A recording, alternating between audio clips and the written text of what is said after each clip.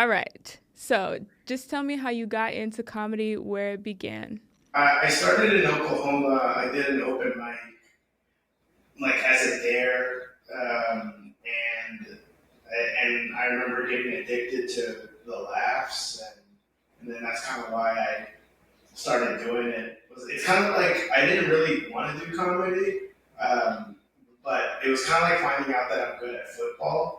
So like, well, I have to keep playing football to get a scholarship. So I kept pursuing comedy, and it kind of got me here. When you start in doing comedy, you're either making no money at all, or you end up making a lot of money. There's like no in between. You really have to do it because you like love doing it. You know that you just want to be good at it, and hopefully something good will come from that. So I wasn't making any money in Chicago, but I was having really good shows. So in my opinion, that was like me. I was like killing it. You know, I was still working my customer service job during the day, but I was having great shows and doing comedy festivals and I was feeling good. And then you know. Opportunity struck, and then one thing changed my life forever. But I think when your mindset is like I need to be successful, man, that's one sure way of taking you to the mental hospital. Like that is not a good mindset to have. Like just do it for the sake of like being good at it, and like everything else is kind of extra credit. Oh, sorry. I thought you were gonna elaborate. What's that? I thought you were gonna elaborate. That's why I was just sitting here like, Oh okay. no no no no no no. Sorry about that. Yeah, keep you guys in suspense. Yeah, keep us on our toes. But going back to your experience with SNL, I do want to dive back into just when you first found out that you had got it. You know what I'm saying? So I know you had stated that you went into it with just being authentic, right, and not doing what you think that they wanted to see. So just talk a Yeah. bit more about that. Sometimes, at least like in comedy, like the sweet spot is when you don't care. You know, like I'm just gonna do some crazy stuff, and I don't stuff that I like, and I don't care if they like it or not. And I kind of went into it with that mentality, um, because I used to watch SNL when I was a teenager, but I kind of stopped watching it, you know, because like you come to a certain age where you kind of like outgrow SNL, because especially if you liked it when you were younger, and I was kind of at that point where like that show was good in the 2000s, but that's not for me anymore, or something like that, and then you, but that's like anyone who was like a fan of SNL that they go through those phases. Um, so I, I just went in there and just were myself, and I didn't care if I got it or not. And it was the best thing that I could have possibly done. You know, and I think my first year at SNL, I really struggled because I started to care. It's like I wanted them to like me, and I wanted to be successful. And I wasn't being myself. I wasn't being my authentic self because I was subconsciously catering to that. And I wasn't true to my voice. So I had to kind of circle back to that at some point. And then that's when things felt like they were working. Yeah. You know, last time you were here at Gotham in studio, I remember you had said when it comes to comedy, you want to stay in that like childlike mindset and like keeping it very simple, right? So just talk to us more about how you come up with your ideas, what stimulates your ideas, especially with like Future Ghost and Stew and things like that. So just talk to us about those. You know, I have people whose personal favorites of mine, who I think like people's favorite sketches of mine aren't necessarily like my favorite sketches. Like my favorite sketch is Stu, and because I was an MTV kid. I was obsessed with like watching music videos as a kid, and I was like obsessed with Eminem, and that was you know something that was an idea that I had like a long time ago was Stan writing a letter to Santa Claus, and and that was just like taps into my childhood. That was like the stuff that I loved when I was younger, and that was like something that you know meant a lot to me. When most recently, you know, uh, I remember when I was a kid, my mom, who's a Mexican woman, would watch this show called Sábado Gigante on Univision. That was this crazy show, and I got to do that at SNL, and it meant a lot to me because it was like it tapped into my inner child of watching that show. But what was cool was that like a lot of people resonated with it. There was like a lot of people like I remember watching that show as a kid with my grandma and all that stuff. So when I was at the show, I tried to remember what it was like being an audience member. Like I want to know, like I always wanted to make sure that like the internet liked what I did. I would like the mass public that they thought, and because I never wanted to be like in a bubble where I was writing for my friends, and um, so it was important for me. Like, well, would my younger self quote this? Would my younger self want to watch this and share this with their friends? Um, I think I always have to remind myself that, am I not, I'm not doing this for vanity. I'm not doing this for making money. I truly love this stuff, and I want to give back and be able to provide that to a younger version of me if they exist. Um, because it's the best feeling in the world when you feel inspired by art. It's the best. I don't know if you ever remember like going and seeing a movie that you liked and then listening to the soundtrack when you were a kid and you're pretending like you're in the movie and like that to me that's the greatest feeling in the world. If there's a chance that I could give that to somebody else, then it makes all of this worth Yeah. I also am interested in like with and stop me if I'm asking too many like if it's too intrusive. That's not at all my intention. But just because I just think it's so cool. But do you know beforehand like who all you're gonna be able to have in terms of like casting your sketches and things like that? it depends. Sometimes it could change at the last minute. Sometimes it depends. Sometimes on like who the host is.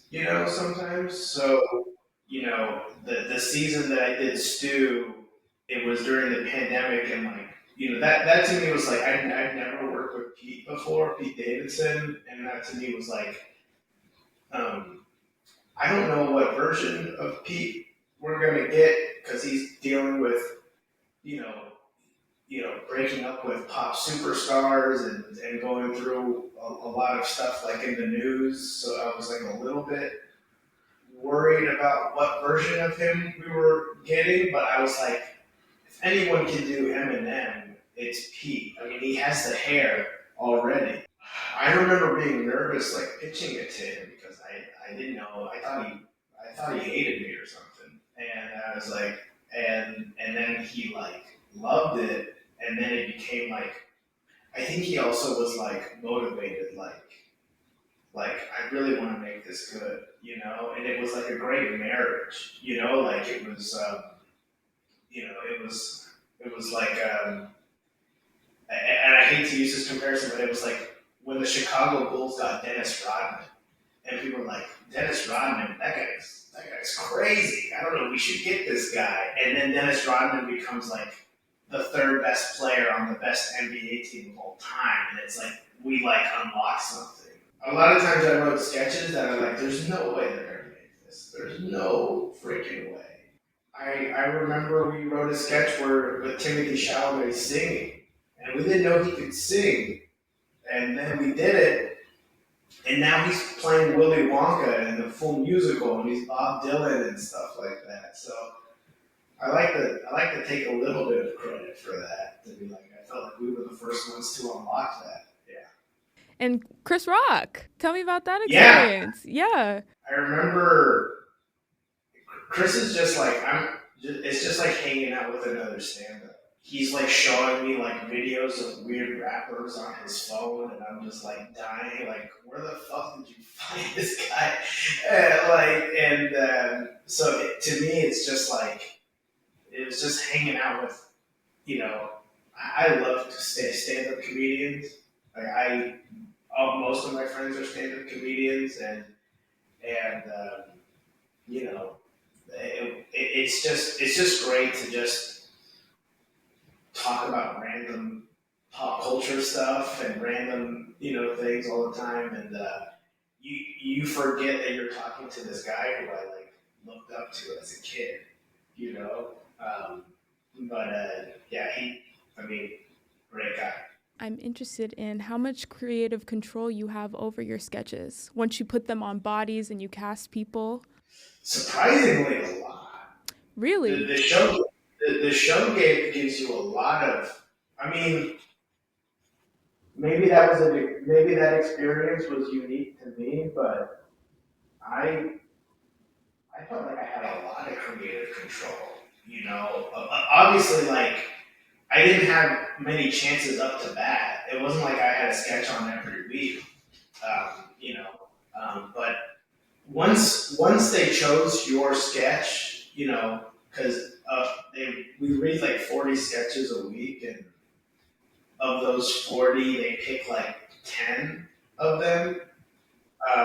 Once they pick your sketch, I think you have a lot of creative control. Now, if you take big swings and they miss, then you're probably not going to have another turn to do a sketch for a while.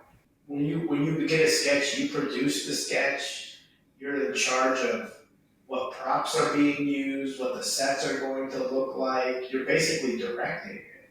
Wow. So, but I think that is unique to SNL, and I don't think it's like that anywhere else.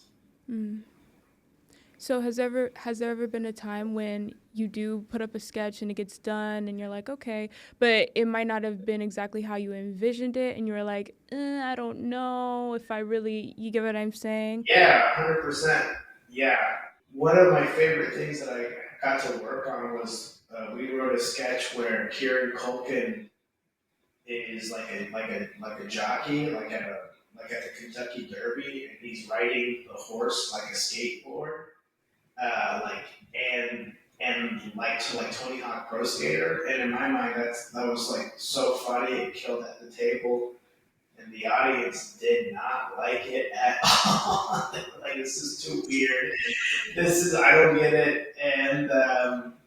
And so like again, it's like you sometimes you go into it with the best intentions and then things don't work. But that was a learning experience. It was like, all right, well, don't have people ride horses like skateboards next time, but don't go too crazy over the top. I think we flew a little too close to the sun. Mm. So, what has your time at SNL taught you most about yourself as a person? So weirdly enough, I'm in LA now, and I did a show at Upright Citizens Brigade, that's UCB here. That was a sketch show, and um, I I got to do a bunch of I got to do like a couple sketches last night that I didn't get to do at SNL. And it was really fun, and to do that again. But I came to the conclusion that like I'm retiring from sketch comedy in general, because I learned that whenever I get to work on something, I don't know how to not give 100%. Like I am so emotionally invested in what I put out there. I really love this stuff and I care about it a lot.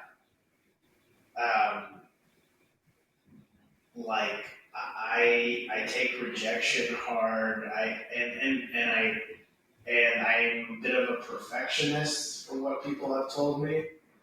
Um, and like with sketch comedy, it's like it's just a sketch. There's like it's so much work for very little payoff, in my opinion. You know, and I want to be able to channel that energy, that passion that I have something bigger than sketch comedy. You know, if I'm going to put so much work into something, I want it to be something that kind of like sticks and stands on its own. Um, I I have an idea of what that might be. I don't feel comfortable sharing that right now, but I I want to be able to pursue that. Obviously, it would be nice to still be getting paid by NBC. Um, it would make my life easier in some way, but also money doesn't equate happiness. And you know, I was at that show for 7 years. At some point, like I think I reached like I did what I wanted to do at the show that I couldn't see my, you know, I wasn't like, you know, it I'm so grateful and everybody there I think of there as like family. It was so hard to say goodbye to them. Um, but you know, mm, I think I would feel unfulfilled if like all I did was like sketch writing for my whole life. When something something deep down, I wanna take a big risk on something bigger, you know. And I think I'd be mad at myself if I didn't try that. So, what would you say was the hardest part about doing stand up and comedy in New York City? And what would you say also is the easiest part about doing it in New York City? The hardest part about stand up in New York was when you know audiences were expecting something and then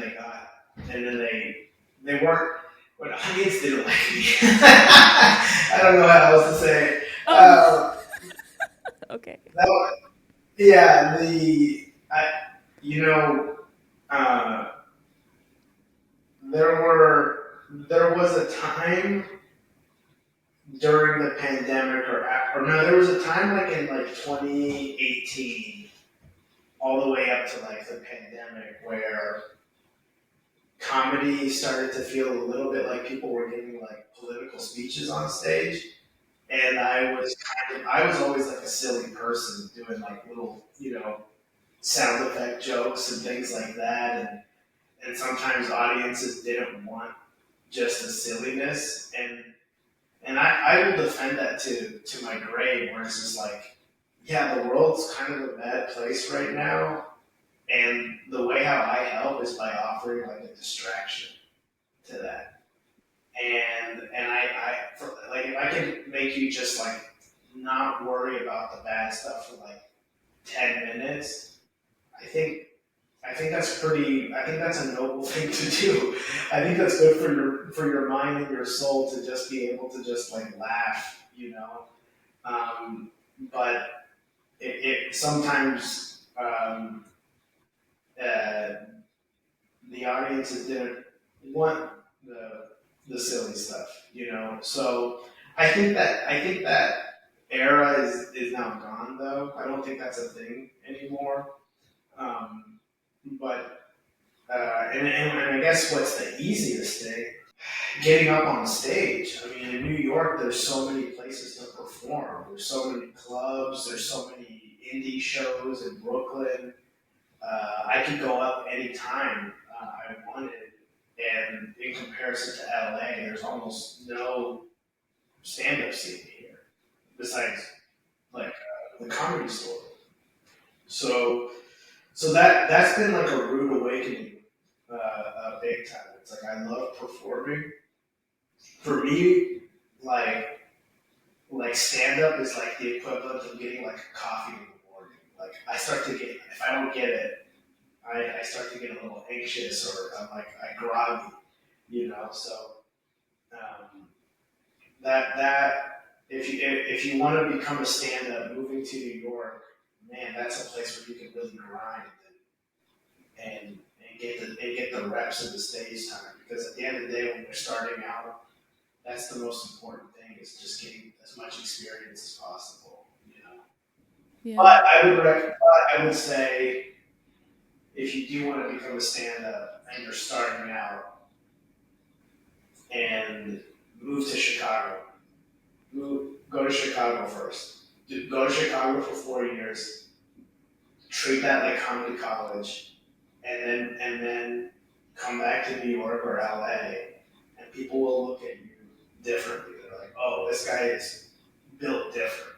You know that is the best advice I can give any comedian is move to Chicago when you start out. Uh, is there anything you wish you knew when you were starting out? I just watched The Matrix yesterday with my friends, like at midnight, and there's a scene where this oracle tells Neo, "You're not the one. You're not the chosen one." And after he's been told that he was, but he needed to be told that he wasn't the chosen one to know that he was. Like he needed to have that growing experience, like overcoming something.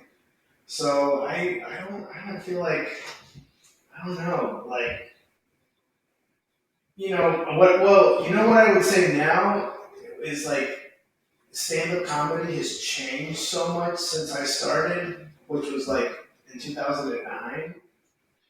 Um, Definitely like I think now I don't think I would have gotten SNL because I don't have like a large social media presence.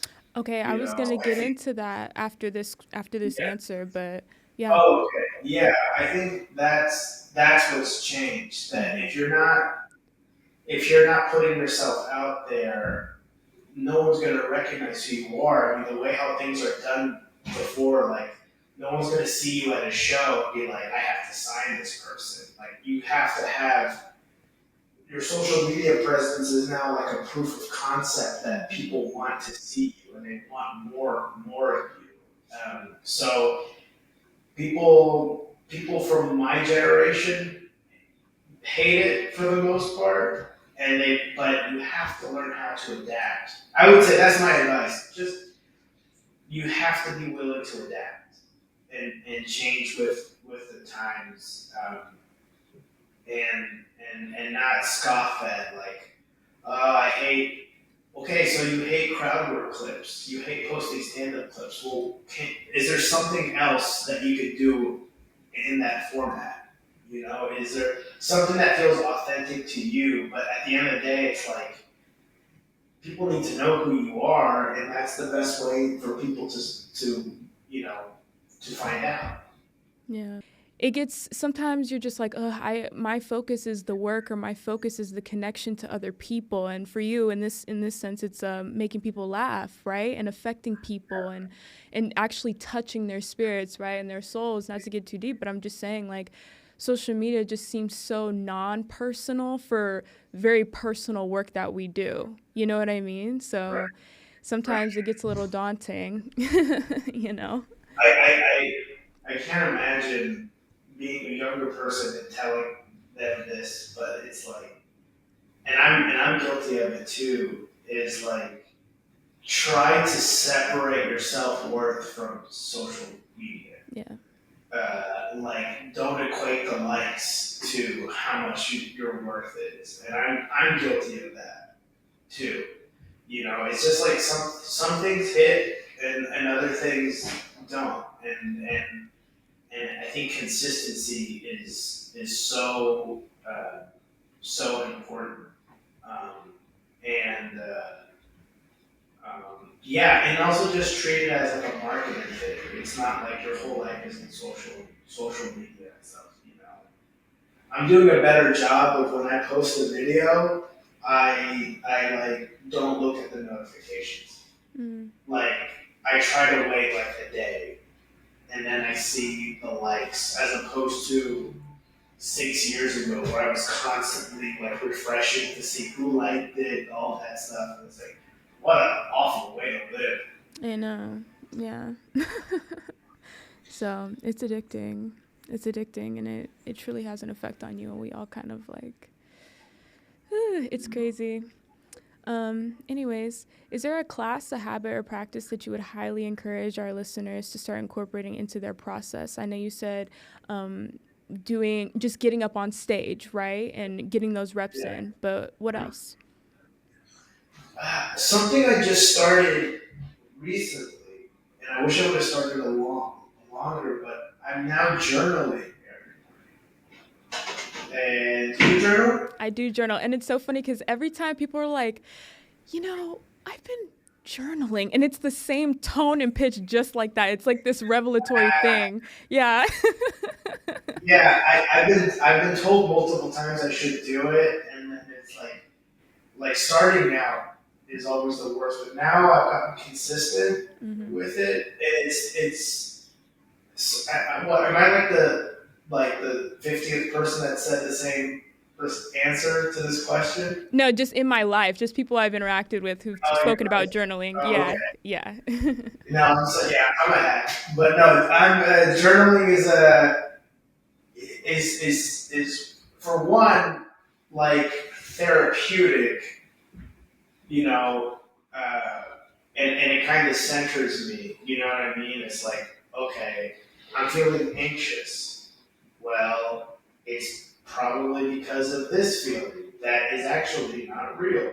Like I'm able to pinpoint it, and I actually end up having like a calmer day.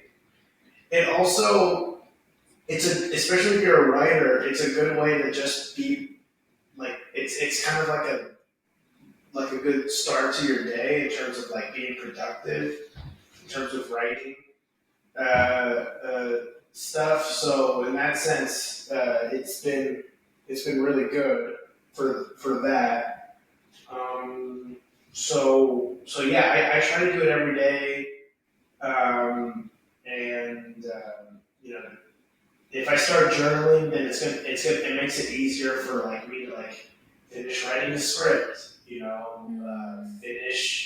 finish answering these emails and all of that stuff. So it also it's helped create like some discipline.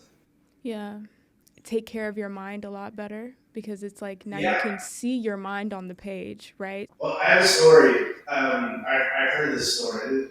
I wish it happened to me, but there's a director named Zach Kreger who he was part of this group called White's Kids You Should Know, and his friend passed away tragically, like fell off like a roof, and he was so messed up about it that he started like journaling his feelings and his thoughts, and he's like a writer and director. And as he was writing in his journal, he's like trying to come up with ideas for movies. And it was like, what if there was a classroom where all the students were missing? And from journaling, he got the idea for the movie Weapons that came out this summer. So that's a benefit to like journaling in terms of being a creative. It's like you're able to like catch those feelings and those thoughts, and what you journal could turn into something much bigger. So Yeah. With writing and protecting your work early on, right? Because you want to show people your writing, you want to show people your ideas and pitch and things like that. So, how do you go about protecting your work while also having a lot of eyes on it? Say, if I'm just a writer and I, want to show this exec or this person my work, and you know what I'm saying? to pivot just slightly I will say don't work with someone that's not going to value your work. And what I mean by that is like, you know,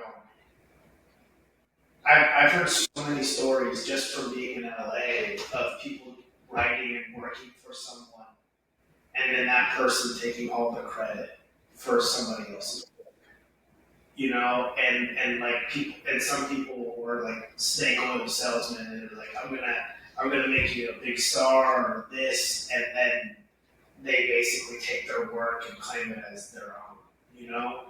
So I would say sticking with the advocating for yourself, just know your value and know like if you are don't you don't have to work with people like that. You know, they need you more than you need them. Um, so that would be my big piece of advice is try to avoid that um, whenever you can. You know that it's it's important that you get the credit that you deserve when you work so hard at something. It's so easy to be enticed by someone or something, and then you find out that I feel like I'm being used right now, and this isn't what I was you know promised. Um, so that's that would be my advice. I hopefully I can be in a position where I can make something, and if I do, I want to make sure that everybody that worked on it feels like they are part of making it, and that they can take credit, and that they can show their families, I made this. I want everybody to feel that way and take ownership because especially when you're making like those videos, like those short films at SNL, or if you're making a movie or anything like that, like it takes a village to make that stuff. From the people that are doing the lighting, from the editors and the people making the music, and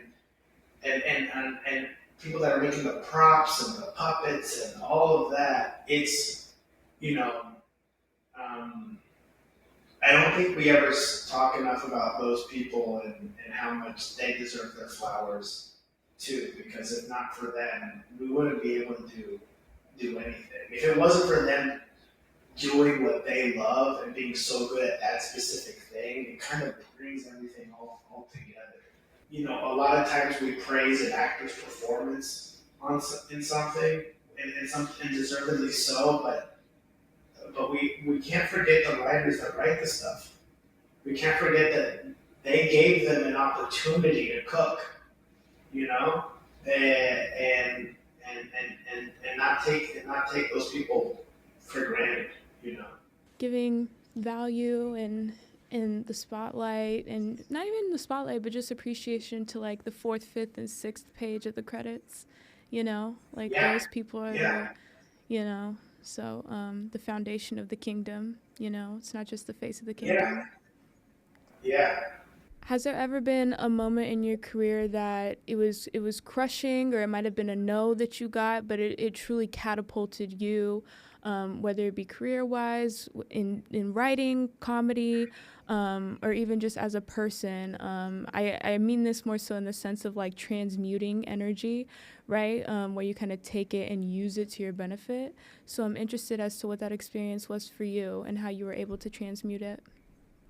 There was a TV show that I was close to getting made and selling. That was a passion project of mine for like 6 years. And it was in a position of getting made, and then the writer's strike happened, and it kind of killed all the momentum. Because then the streaming bubble kind of burst, and they're like, well, we're not going to make TV shows anymore. And you probably see it in the news, like, and you're probably experiencing it too with production being down. there's just less opportunities across the board. I think I was a victim of that as well. Um, and I think I'm still kind of going through it, to be honest with you. However, had that not have happened, I don't think I would have moved to LA and kind of started this new journey that I'm really, really enjoying. I'm making amazing friends. I'm getting amazing opportunities being here. Uh, I'm starting a new chapter in my life, working on something that I'm really, really excited about, and I cannot wait. And I'm in a city surrounded by friends that want to help me make it and want to support me. And um, I I don't think I would be in this position to do something like that if I didn't get that rejection. As soon as that happened, it's like I have to change. I need a new life change. I need to kind of hit the reset button. I need to start a whole new chapter. So, LA is that chapter, like, and also too is like, I wouldn't be able to do that if I was still at SNL, obviously. But it wasn't, but I wasn't, it wasn't bringing me any excitement or joy anymore. But I mean, because I was there for 7 years, I proudly served my country. I was there longer than I should have been, So now this is like really exciting to do this new thing, and but the rejection pushed me to this place. It put me in the corner. It forced me to bet on myself. Mm-hmm. Um, and look, my skin has cleared up since moving here. I'm drinking protein shakes, All so like right. something's going right. Uh, like when I come back to New York, I'm going to be swole as hell. And So glowing. glowing, exactly. So I think that's a good sign. Yeah. Yeah. Thank you so, so much for your time and everything that you shared on this podcast. I really appreciate it. And thank you so much for sitting and chatting with me. Well, thank you guys so much for tuning in to another episode of What's the Rate, the resource series, and I will see you on the next episode.